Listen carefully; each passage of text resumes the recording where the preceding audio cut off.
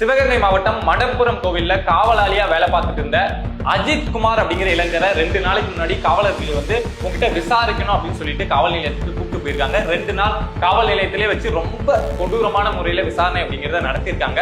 So அந்த இளைஞர் இப்ப இறந்து போயிட்டாரு. அங்க காவல் நிலையத்திலிருந்து மருத்துவமனைக்கு கூப்பிட்டு போயிருக்காங்க. பட் அங்க போய் பாக்குறப்போ ஒரு உயிரோட இல்ல. ஸோ தமிழ்நாட்டுல மீண்டும் ஒரு லாக்அப் மாறணும். இப்போ அந்த இளைஞருடைய உறவினர்கள் எல்லாருமே அந்த காவல் நிலையத்துக்கு முன்னாடி திருபுவனம் காவல்துறையினர் தான் கூப்பிட்டு போயிருக்காங்க. இந்த சம்பவம் நடந்தது திருபுவனம் காவல் நிலையத்துல தான். சோ அங்க உறவினர்கள் மரணத்துக்கு நியாயம் கிடைக்கணும் அப்படின்னு சொல்லிட்டு பெரிய அளவுல போராட்டம் அப்படிங்கறத நடத்திட்டு இருக்காங்க. இதுல நல்வாய்ப்பா என்ன அப்படின்னா, இந்த விஷயம் வெளியில தெரிய வந்ததுக்கு அப்புறம் நிறைய அரசியல் தலைவர்கள் எடுத்து பேச ஆரம்பிச்சிருக்காங்க. பொதுவா என்ன நடக்கும் அப்படின்னா, இத மாதிரி ஒரு லாக்அப் டெத் நடக்குது அப்படின்னா அதை மூடி மறைச்சிருவாங்க. வெளியில நியூஸ் ஆகவே விட மாட்டாங்க. பட் இந்த விஷயத்தை ஃபர்ஸ்ட் பாயிண்ட் அவுட் பண்ணி அப்போசிஷன் பார்ட்டியோட தலைவராக இருக்கக்கூடிய எடப்பாடி பழனிசாமி அவர்கள் அவங்களுடைய எக்ஸ் பேஜ்ல இத மாதிரி ஒரு சம்பவம் நடந்திருக்கு அப்படின்னு சொல்லிட்டு போடுறாங்க. சோ அதுக்கப்புறம் இந்த விஷயத்தை ஒவ்வொரு மீடியாவா எடுத்து கவர் பண்ண ஆரம்பிக்கிறாங்க. அதுக்கப்புறம் அன்புமணி ராமதாஸ் போடுறாங்க. அதுக்கப்புறம் அண்ணாமலை அப்படின்னு போட ஆரம்பிச்சதுக்கு அப்புறம் இந்த விஷயம் ரொம்ப பெருசா மாற ஆரம்பிக்குது.